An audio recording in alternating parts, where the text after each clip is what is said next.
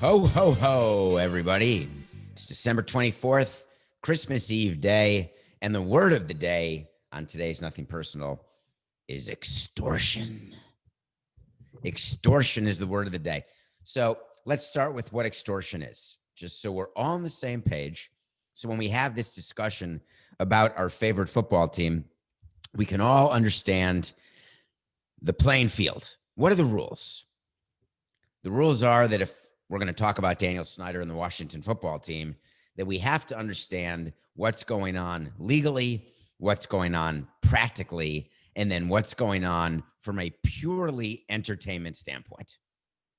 So extortion is defined as the practice of obtaining something, especially money, through force or threats. So we all know, we've heard that word, we've used that word. Usually extortion is used in business or personally. I guess that means it's always used. I know something that you don't know. And if you don't want me to tell someone else what you know that I know that you don't want the other person to know, that'll be $1. Add a few zeros as it gets more important. I know something really bad. And if I tell that person the thing that's so bad, you are going to lose lots of money. So give me 50 grand and I'll keep it quiet. Another word for extortion is hush money, because the whole point of extortion is that you are getting paid to then not say what you know. And you're getting paid by the person who knows that you know something bad about him or her or them. And so they're willing to pay you. And if it's super, super bad, the money goes up. The other time extortion can be used, nope, it's just money. Wait a minute. Can you extort someone if you don't give me your house? Yeah, but that's just money. It's another form of money. It's something you can sell, something that has some commercial value. Extorting information. No. Okay, so let's now give the frame of the issue. Do you remember we've talked this entire year? And by the way, this whole story, being able to tell it to you on Christmas Eve day is so great, because it's giving Dan Snyder the biggest lump of coal that even Gal Gadot couldn't lift. That's how big it is. And we are here for that. So remember, we've talked about that Daniel Snyder has 60% ownership of the Washington football team. You wouldn't know that because everybody is silent except for him. And you'd think that he owns a hundo, but in fact, he owns 60. And then there's a few people who own the rest of the 40%. One of those people is Fred Smith, the chairman of Federal Express. Oh, I just aged myself. They changed their name. They're now just FedEx. And another one is a guy named Blank. And of course, I'm saying blank because in my head, I want to say it's Dwight Schar, but I don't think that's the name. It's Dwight Schar. I went to high school with a guy named Jonathan Sklar. Maybe that's why that was in my head. Dwight Schar is another limited partner. And Dwight Schar and the other two limited partners, Fred Smith and another guy, are trying to sell their 40% interest to Dan Snyder. Dan Snyder's trying to buy that 40% interest for a total of $900 million. Now, that would be great, except 40% of the Washington football team is worth a lot more than $900 million. It reminds me of start over now. It reminds me of the New York Mets when there was a deal done that Fred Wilpon was partners with a guy named Nelson Doubleday. They owned the Mets together. Fred Wilpon said, I want to buy you out. Doubleday said, let's get the team appraised. The team was appraised by someone who had great interest in having the number be as low as possible, which is what Fred Wilpon would want. Nelson Doubleday was upset. There were some legal tanglings, and Fred Wilpon ended up owning the entire Mets at a great number, which he then turned around and sold to Stevie Cohn for 2.4 plus bill. So what happens when there is a deal between limited partners and a general partner, which is that's what a partnership is, that owns an asset like a team. There's a partnership that gets together. Somebody's in charge. He or she is called the general partner. The general partner makes the decisions on behalf of the other partners, like who you're going to sign, who you're going to trade, what you're going to call your team name, etc. So when the limited partners want to sell, when you are buying limited partnership shares, they're not really worth a lot except to the general partner. What do I mean by that? There's nothing so limiting as being a limited partner. Limited partners don't have a ton of rights. They don't have a ton of anything other than obligations, because when a partnership needs money, then all partners have to put in money. That's actually what happened in Montreal when Jeffrey Loria owned the Montreal Expos. He did a cash call because the team needed money. The limited partners did not want to put money in, so Jeffrey Loria put the money in, and therefore he was able to get more shares of the partnership. But you can't force limited partners not to put money in to keep their pro rata share. So if the Redskins ever were losing money, or the football team were ever losing money, Daniel Snyder could say to the limited partners, hey, we need $200 million. You own 40% of the team, so we're going to need $80 million. And if you don't do it, then you're not going to own 40% of the team any longer. That's called getting diluted. So when limited partners then go to sell their limited partner shares, they look for people who want to own sports teams, who want to go into clubhouses, who want to have access to professional athletes, who want to go to parties and say, I own the Washington football team, or I own any team of any sport. But at the end of the day, they really don't get to do what they really want to do, which is to be in the room where it happens when cool things happen, or at least cool for the beginning of your ownership.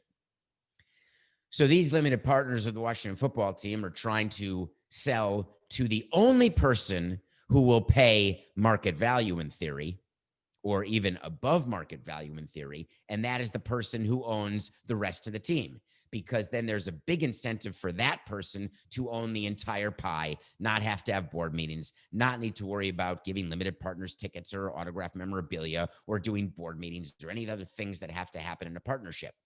So the first thing a limited partner does when he or she wants to sell his or her shares is they go to the general partner and say, you want to buy?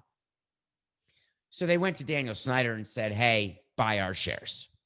Daniel Snyder said, all right, here's 900 mil. They said, no, we want 1.4 billion, maybe more, because we think this team is worth at least 3.5 billion because Forbes said it was.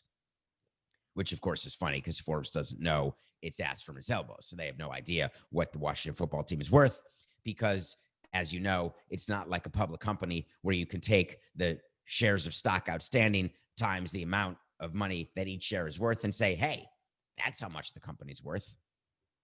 Of course, companies are worth more than that because they've got assets and they've got cash. Although some people say that's baked into the share price. I digress. Wait a minute, I see. No, is it too early for Santa? As a Jewish guy, I never really understood the whole Santa concept, by the way. How does he have time to get to everybody's house? Are there lots of Santas? So when I was young, I would go be on the streets of New York City and there'd be all these guys in Santas. Some of them would look like Billy Bob Thornton. Some of them would look like Kris Kringle. Some would look like John Candy. You just don't know. But they all had the white beard and the red. Some of them are standing in front of Bloomingdale's, ching, cling, clanging a bell, trying to get money.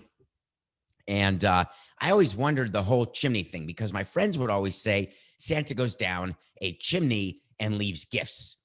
So I never understood, A, how he had time to get to every house, and B, and this is not being a fat shamer, but I just didn't understand the math because I was a big math guy.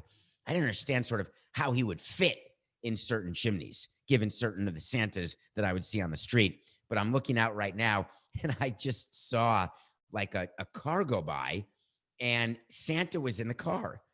And it just reminded me of childhood because that confused me also because I was taught that Santa is with Rudolph. But I guess Santa has to drive to pick up the sled. Anyway, I wonder if Santa gets COVID tested before he goes into people's houses tonight or tomorrow morning. I guess that's a way to see that we can do, Coca. So anyway, so the limited partners are involved in a major fight with Daniel Snyder. And what the limited partners, especially Dwight Schar, have been doing, according to Daniel Snyder, is he has been sullying Daniel Snyder's reputation. And the way he has been sullying his reputation is by leaking bad stuff about Danny Boy. Stuff like he was aware of the prurient and salacious activities of the Washington football team cheerleaders during calendar shoots, that he was involved in paying out a settlement on a sexual misconduct case to somebody, which we covered yesterday. Well, Daniel Snyder, his guns are blazing. He walks into court and he says, "Stop in the name of love before you break my reputation. You can't allege that I'm a bad guy. I'm Daniel Snyder. Everything's good in the hood. And by the way, there was no sexual misconduct because I hired someone to investigate it and they didn't find anything wrong, but I paid the money because, hush, I didn't want anyone to talk about it. I didn't want my reputation to suffer at all. I wanted people to hate me because my team sucks. I didn't want people to hate me because they thought that I was some sort of sexual deviant who likes watching flight attendants take their clothes off."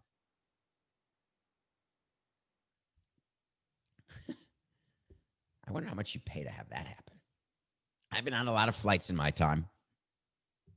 I've never seen a flight attendant take clothes off. I've just never seen it. I don't think it happened in this case either. I don't even know if that's being alleged. But the point is, he paid the money and he's claiming, I paid the money not because I did anything. I paid it because I didn't want anyone to talk about the fact that I could have done something, because in the media, when you're accused of doing something, it's on page 1. When you're exonerated, it's on page 15. Below the fold, in the corner, in tiny font smaller than the obituary of someone who knew 5 people. The problem with that theory is that when you accuse someone of doing that, there is information out there that can prove you wrong.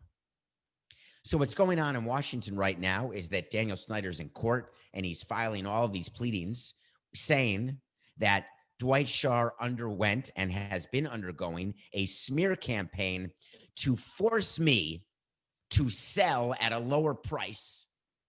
He's extorting me because all of the negative press that, by the way, the claim, and this is a good one, the claim from Danny is that the limited partner's daughter bought a burner phone, gave the burner phone to a former employee who doesn't work for the team anymore, would give that former employee information over the burner phone, who would then pass it on to the Washington Post, like frickin' Watergate. The problem is that's not extortion. In addition, it is not extortion when someone is doing something that they believe may embarrass you, that they believe may make you feel badly, may upset you, but it cannot in any way force you or make you feel as though that paying them money will stop it. Dwight Schar is not doing this on behalf of Fred Smith and the other limited partners so that he will be forced to sell and then forced to sell at a higher price. That doesn't work.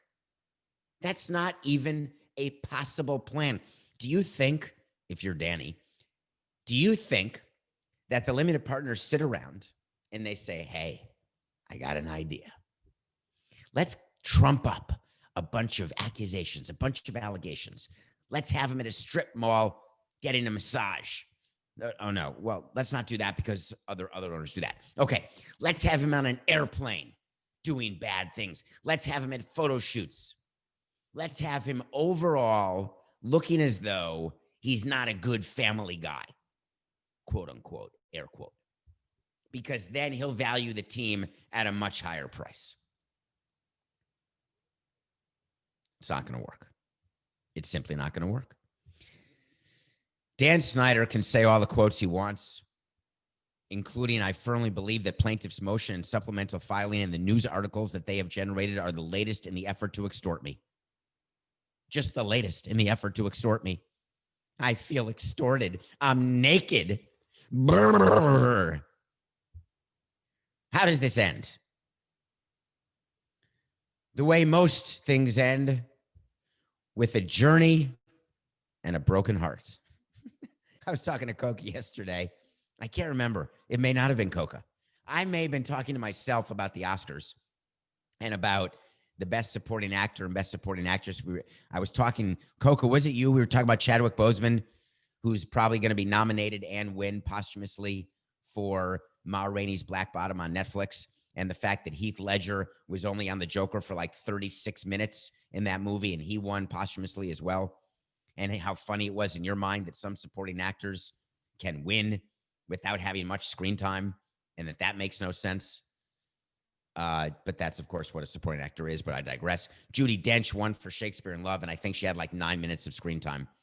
And her last line, or one of the last lines in the movie with Colin Firth and Gwyneth Paltrow, had something to do with how does this end? And it ends with a journey because she was going to go on it. But whatever. What am I talking about? Do you have any idea, Coca? Do you have any idea where we are in the rundown? Do you have any idea why I'm talking about how this... Oh, yes. Thank you, Coca. How this ends for Daniel Snyder and the limited partners. It doesn't end with a journey. It doesn't end with a broken heart. It only ends with a transaction where Daniel Snyder buys them out at the full value of the team that will be found by a true neutral third-party appraiser. Because Roger Goodell is not going to force Daniel Snyder to sell over this stuff. No. Roger Goodell needs more, and he's looking. He is looking because they're a dumpster fire. The whole NFC East, by the way, between the Eagles... I mean, it's ridiculous. Okay, I think we got to do some updates here. I like doing updates. They're not wait to see updates. They're updates on topics we've talked about, things that interest me, that interest you, that you tell me interest you, that I believe interest you, or that it doesn't matter whether they interest you because they interest me. Clem Haskins. Let's start with him. Although, sorry, Coca, no need to start with Clem Haskins because I think he's the former coach of Minnesota. I think we should start with, help me, Coca, Dwayne Haskins. God. Oh. Edit that out. 81, Art Monk. 82, 83. I like giving updates. I think we should start with Dwayne Haskins of the Washington football team. The guy who had the party in the hotel with the strippers. Sorry, CBS, that's 2 shows in a row. But it's by the way, it's a way to make money. That's all it is. It's a job. It's not just a job. It can be an adventure. So Ron Rivera, the guy brought in to change the culture of the Washington football team, which, by the way, the Washington football team and the culture they had was that of absolute misogyny, misconduct, homophobia, all the things that needed changing. They bring in a black president. They bring in Ron Rivera, and it's all going to change. And Ron Rivera says, Dwayne, I don't like that you broke COVID protocol. I don't like that you invited strippers into the room. But I've looked around, and I believe a proportional punishment is a fine. But here's the big one I'm going to do to you. I'm stripping you of your C, and I'm replacing it with the Scarlet S. Right next to WFT, you're going to have to put a big S on your jersey, and it stands for strippers. He stripped him of his C. I'm sorry, Dwayne, you can't go to the middle of the football field and flip a coin at the beginning of the game or at the end of the game before overtime. And the other players are going to know that you're not a real leader because you're no longer a C. Are you upset? Are you going to change your behavior from now on? Is that going to be a deterrent? Do you think you can be rehabilitated and you can earn that C back? Because you know when you've got a C, that means you're going to make extra money in your next contract. Has nothing to do with it. But we've decided that you can play this weekend. Whew. It's too much for me. I wonder if Ron Rivera, in the course of changing the culture, realizes that he only wants to change the culture if the team were bad. But with the team in the playoff hunt, ready to win the NFC Nevers, that means that we're going to do whatever we can to put our best foot forward come game day. You know who couldn't put their best foot forward last night? I guess they put their foot forward somewhere. Maybe they put their feet up in their hotels. The Houston Rockets, the John Wall-led Houston Rockets. Oh, there's that other guy, too, with the beard. He's on that team. They were playing the Oklahoma City Thunder. That's the team that has Kevin Durant and James Harden and Russell Westbrook. Rockets were playing the Thunder, and guess what? The game was not played. The NBA released a full statement about why the game wasn't played last night. Opening night of the NBA, and the NBA gets some bad press. Bad press because under the COVID protocols, there are 2 or 3 Rockets who had inconclusive tests. There was a violator of the COVID protocols in James Harden. The Rockets did not have the minimum number of players needed to play a National Basketball Association game, which is 1, 2, 3, 4, 5, 6, 7, 8. 1, 2, 3, 4, 5, 6, 7. 8 players are needed to play a game. I thought it was 5, but I must not know the rules. So apparently you need 8 players to play an NBA game because you can't have 5 players play 48 minutes. And the Rockets, according to COVID protocols, as set forth to and agreed by the union and the league, said the Rockets didn't have enough players. So they weren't forcing them to forfeit. They just postponed the game. And they said, remember, we have only released the first half of the NBA schedule through March 4th. The second half, which begins March 15th after an 11-day, quote-unquote, all-star mid-COVID break, are unscheduled, so there's no problem with rescheduling games because, God forbid, we cannot have a team forfeit. But if a team acts in a way that makes it so they can't suit up the minimum number of players, I think that's when a forfeit comes. But then the Rockets would say, yeah, but we only have a few players who may be positive with inconclusive positives, and the others were maybe through contact tracing. But hey, contact tracing, we all shower together.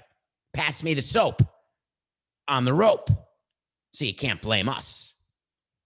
So the NBA said, all right, we're not going to play.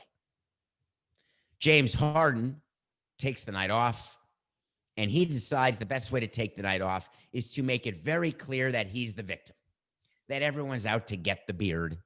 And he wanted to be very clear that he was not at a strip club. That's his story, and he's sticking to it. He was at a party unaware of that it would be a violation because maybe he didn't know there were so many people. Maybe he didn't know that there'd be so many people taking their clothes off. Maybe he didn't know that there were so many people at a place taking their clothes off where there were poles and music. Maybe he didn't know that there were so many people there without masks. Maybe, and this is where it gets real, because I get this, there's such a lack of personal protection equipment. Although the irony is all you have to do is go into the bathroom at a strip club and they've got a ton of personal protection equipment. But in any case, I digress even further. Maybe he just couldn't get a mask because there weren't enough masks available. And that's really on the Rockets. You've got to be able to supply your employees and your players with masks. And I know they're super hard to come by. I can't find them anywhere. Anywhere. If the NBA were serious about protocols, they would do something totally different. Totally different. So James Harden starts the NBA season off. I watched a bunch of games last night. It felt weird. Second night of the NBA. And what felt weird to me, I was watching Luka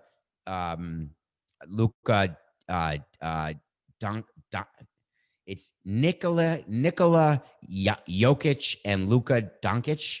I get it wrong. And I'm watching Chris Paul play for the Phoenix Suns. And I'm thinking about all the stuff we talked about with the Phoenix Suns and Booker and all the issues with the Suns. And then I'm watching the first game, which was the Milwaukee Bucks against the Boston Celtics. Giannis missed a free throw at the end. The Bucks lose. And I was just thinking to myself, how bizarre is it for these players to get themselves revved up for a 72-game regular season? And the NBA is watching each game thinking to themselves, can we do it? Can we not do it? So everyone has a different perspective for how they're watching. And there's another guy who has some perspective, thankful to have a job. Let's give an update, if that's okay, on Daryl Morey. Daryl Morey was the head of the Houston Rockets. Daryl Morey was the one who had the tweet supporting the plight of those in Hong Kong. Daryl Morey was the one who I thought would not be working for the Rockets this year, and he's not. He was told that he could resign, so he did. And you know from Nothing Personal, if you've learned anything over 280 episodes, every time someone resigns, they do it a millisecond after they were fired. That's just how it goes. So Daryl Morey finally spoke. He got a job, remember the whole Philadelphia 76ers situation? That total craziness where they hired Doc Rivers and then they brought in Daryl Morey. And they may trade for Harden. They may not trade for Harden. They haven't traded for Harden. They've got Embiid. They've got Simmons. They've got the process. So we remember all that. So the Sixers opened up their 21-22 campaign, or its 2021 campaign, excuse me. And they opened it, Coca, I believe, with a win over, I'm blanking. Could they have beaten the Wizards with Westbrook, who got a triple-double in a losing effort? I'm not positive. But the Sixers did win their first game. And Daryl Morey spoke to the media prior, and he finally opened up about his comments to China about what happened and the hundreds of millions of dollars that were lost. And he openly acknowledged that he thought he would never work in the NBA again. And what I found telling and upsetting and pathetic about what happened is he actually feared for his life. He said there were things that happened after that made him and his family, he has a wife and kids, that made them fearful, but that he had protection. And now things are a little better. And his quote was scary. His quote was, "It's not great," and I'm not giving you his exact quote, but it's something like this. On Nothing Personal, when I have an exact quote, I'll tell you it's an exact quote. But this was the genesis of the quote.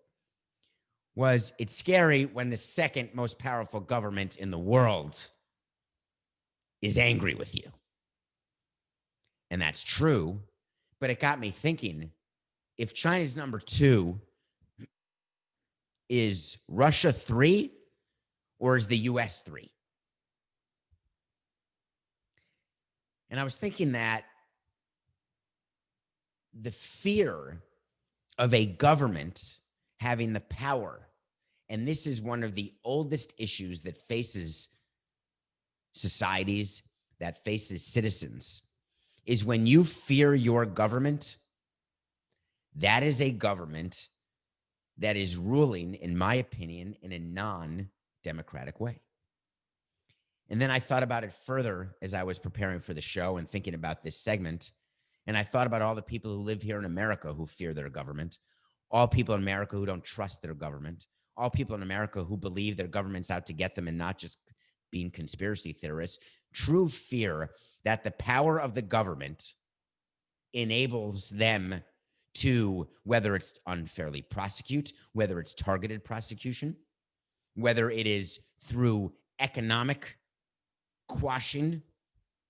There's so many ways that a government can wield its sword on its citizens. And I generally viewed those as economic or freedom-based. But to think that they are life-based is incredibly off-putting, scary, frightening, and gives me chills. So I felt for Daryl Morey and his views and his fears. And he explained that he came out in favor of Hong Kong and their plight because he had met several people from Hong Kong. I've met several people from Hong Kong too. But he went to business school with them or met them in business school, was friends with them, and was trying to support them. And it got me thinking about social media and Twitter and all of the things that people are using now as their platform. And I felt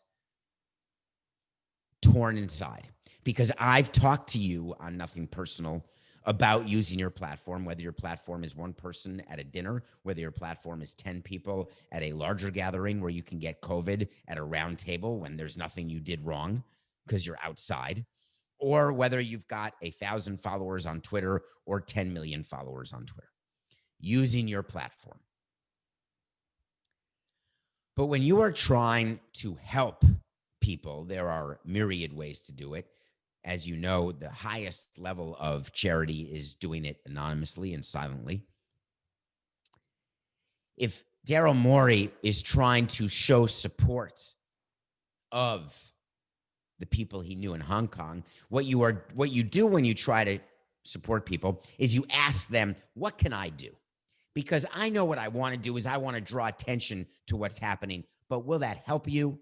Will that hurt you? Will that help me? Will that hurt me? And then on top of that, will it actually solve the problem or at least take a step toward solving the problem? And what Daryl Morey did on Twitter did none of those. It didn't draw attention to the issue because that's a good way to use a platform to draw attention to an issue that no one knows about. Everyone knew about the Hong Kong protests. Everyone knew China's view of it. Everyone knew where the NBA was. It didn't cause the NBA to all of a sudden come out and change its view toward China.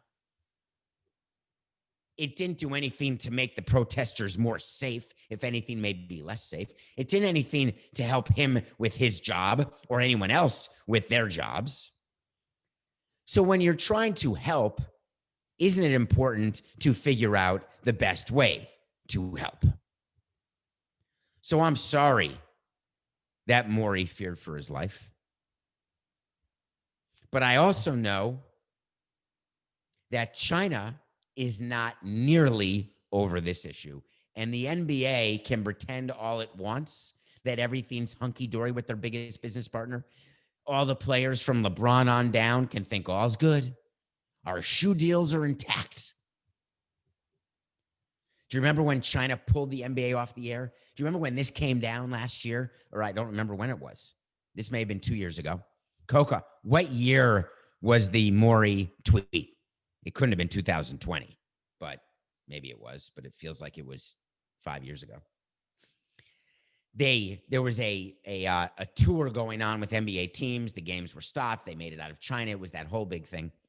And then China said, we're not showing your games on TV anymore, which means it was October of 19. Thank you, Coca.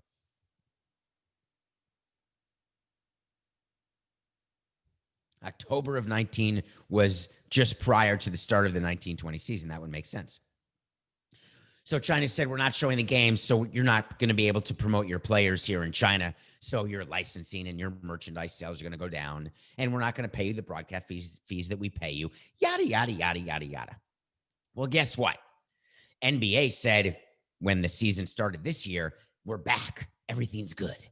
The games are back on TV in China. Hip, hip, hooray. Guess what 2 teams China's not showing? I'll let you guess. Yeah, you're right. You got it. The Houston Rockets and the Philadelphia 76ers. Their games will not be on in China. I wonder what the common thread is between the Rockets and the Sixers. I can't think of it, but it'll come to me. Give me a minute. Come on, synapses. Bzz, bzz, bzz, bzz, bzz, bzz. Ah, Daryl Morey. Stay safe, Daryl. Stay smart. Let's make some changes. When we come back, it's all about Christmas. Let's do some movies. We'll be right back here on Nothing Personal. Welcome back to Nothing Personal. My name is David Samson. This is the last show of 2020. The last episode that we count is episode 280. Although Coca counts sit downs and he counts bonus episodes. I don't know how he does it. I don't know what he does. But when I prepare the document and then Coca comes in and we talk about it, then it gets edited and we sort of, have you ever been on a Google Doc where you can each edit at the same time and then the name pops up? If you don't know what I mean, then get on Google Docs. It's so cool. You can make changes on a document while the other person's watching, and then you can look at the history. So I'm changing episode numbers. He's changing episode numbers. I'm looking at this topic. He's looking at that topic. He's saying no, yes, no, no, no. Definitely not. David, what is wrong with you? Add this, talk about that. No one cares about this. That's me and Coca. That's our relationship. I don't know why that just came up. Because it's not the last time that you're going to hear my dulcet tones in 2020. Because we're going to have 2 mailbag episodes at the end of the month, which is coming up next week. That's the end of 2020, the end of December. Mailbag episodes are when you ask questions on Apple Podcasts. You rate and review Nothing Personal. And you guys, thank you for 2020. It's almost a guilty feeling because it's been such a brutal year for everybody. And Nothing Personal it's just been great. I'm so thankful to all of the listeners who are listening and have downloaded and subscribed and are with me every day. I'm thankful to people watching on our YouTube channel and for just really giving me an opportunity to be in your ear or in your eyes 45 minutes every single day. I got a few hopes for 2021. We'll talk about that during the mailbag episodes because someone asked me to list some resolutions and some predictions. So I'm going to do that during the episodes. But what I'm going to do today, because I watch movies every day and everyone talks about Christmas movies, let's do the top 5 all-time Christmas movies. How about that? Everyone does Christmas movie lists. And it starts with the following. I've got certain rules about what is a Christmas movie. They're my rules. If you don't like them, you can have your own rules. The biggest disagreement people have is whether Die Hard is a Christmas movie. Just because Hans and Franz are getting pumped up and in elevators with a elf hat or a Santa hat, and just because it all happened at Nakatomi Plaza during a Christmas party does not make Die Hard a Christmas movie. Home Alone. How is that a Christmas movie? I don't get it. I loved Home Alone. Daniel Stern and Joe Pesci make me laugh. Catherine O'Hara. Oh my God. Moira from Schitt's Creek. Do you guys know that Moira from Schitt's Creek was the mother in Home Alone? Macaulay Culkin. That movie's about a kid being left alone when the parents go on vacation. It's not a Christmas movie. So they're not eligible. Top 5 Christmas movies all time. Number 5. Scrooged. Scrooge is a movie with Bill Murray. Carol Kane is in that movie, I believe. It's a movie about a man who works at a news station and he becomes, I can't remember. I'm so bad at this. Either the ghost of Christmas past or the ghost of Christmas present or the ghost of Christmas future, or he's just a ghost, or he's the guy who sees the ghost and he's not the ghost. It's all very complicated, but funny and brilliant. And if you haven't seen Scrooged, you should, because it is the 5th best Christmas movie ever made. Okay. 4th. Will Ferrell made a Christmas movie, and this is a Christmas movie. It's called Elf. If you haven't seen Will Ferrell in tights, then you haven't lived. Will Ferrell It's one of the funniest Christmas movies. It's actually the third funniest Christmas movie, which gives you an indication of where my top 5 is going. There's not one joke that falls flat in Elf. The story is funny. The concept is funny. And I want to do a shout out to Will Ferrell, who makes movies that I enjoy that are both serious, Everything Must Go, that are both touching, and that are both hilarious. Will Ferrell made Elf. It's the 4th best Christmas movie ever made. Number 3. Can you imagine loving someone so much that you would wear a vial of their blood as a necklace? I'm not getting that. You know the whole blood brother thing? Like, hey, let's do it. Like when you make cuts and then you shake hands and you're blood brothers forever. Or when you roofie each other before a bachelor party and you say that you're blood brothers. Billy Bob Thornton, when he was married to Angelina Jolie, they each wore vials of each other's blood around their neck. They got tattoos of each other, and then they had to cover up the tattoos. That's the whole thing about getting tattoos of someone you're married to. Like at some point, if you're not married anymore, do you cover up the tattoo? Do you change the tattoo? Do you not change the tattoo? What do you do with the blood? Did he throw it away? Did he break the vial open? I can't answer. I'm not interested in Billy Bob Thornton personally. I got to first see him in Sling Blade, which people may not remember is a Billy Bob Thornton vehicle. I've reviewed Goliath, his new TV series that's outstanding. He's just good. Billy Bob Thornton appears in 2 of my top 5 Christmas movies, but number 3, he is the star, and it's called Bad Santa. Bad Santa, I should have put number 2 as I think about it, because I laughed harder at Bad Santa than I did at the number 2 movie, but there's something about the number 2 movie that has to stay number 2, so I'm going to keep Bad Santa at number 3. Billy Bob Thornton as a drunk Santa, taking care of a boy in a way that is just pitch perfect for someone who doesn't want to take care of a boy. He's engaged in robbery. And I want to say that Bernie Mac was in Bad Santa. Is that possible, Coca? But I think I'm wrong. And I come to you legitimately. When I make these movies lists, I don't like go searching around. I go in my brain and I think about movies that made me laugh on a certain topic or movies of a certain person when I'm doing a top 5. So by definition, I'm going to forget something or someone. So Bernie Mac, thank you, Coca, was in it. Wow. Rest in peace, Bernie. I really like Bernie Mac, made me laugh. So Bad Santa, if you haven't seen it, check it out. Number 2, Chevy Chase, despondent that he was hated on Saturday Night Live, despondent that he's such an absolute sort of miserable guy right now. Chevy Chase will go down in history for me as one of the top comedic actors, top 5 for sure. Absolutely beyond hysterical. He did a movie called National Lampoon's Christmas Vacation, and I am related to someone in that movie. So not only is it one of the funniest movies, but it's a family thing. Do you remember the grandmother in National Lampoon's Christmas Vacation? She had a very squeaky voice, which sounded a bit, I can't do it because I'm not a voiceover guy. Detroit Lions. Hi, you can get $30 cash back and an 8% APR on your new purchase. Come to our store now. Wait a minute, Coca, maybe I could do voiceovers. I would just have to make sure my voice doesn't crack. It stays deep and baritone-like. Hello.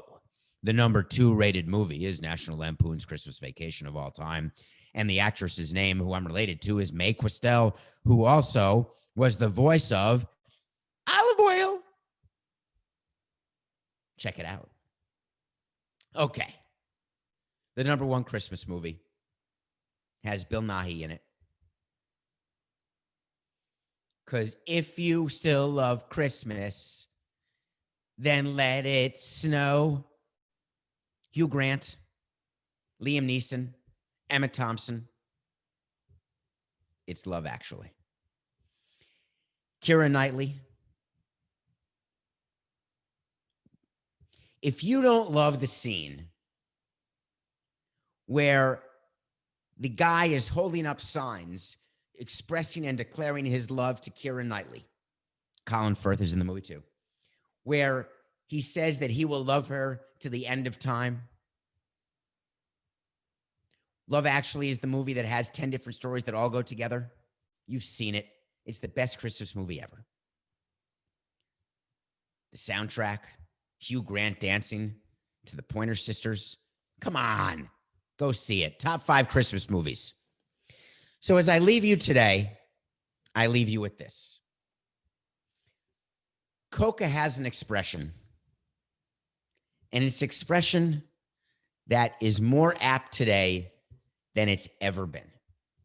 And you know how every show ends, because the whole purpose of Nothing Personal is that we are business. It is business. It is nothing personal. But as this year comes to an end,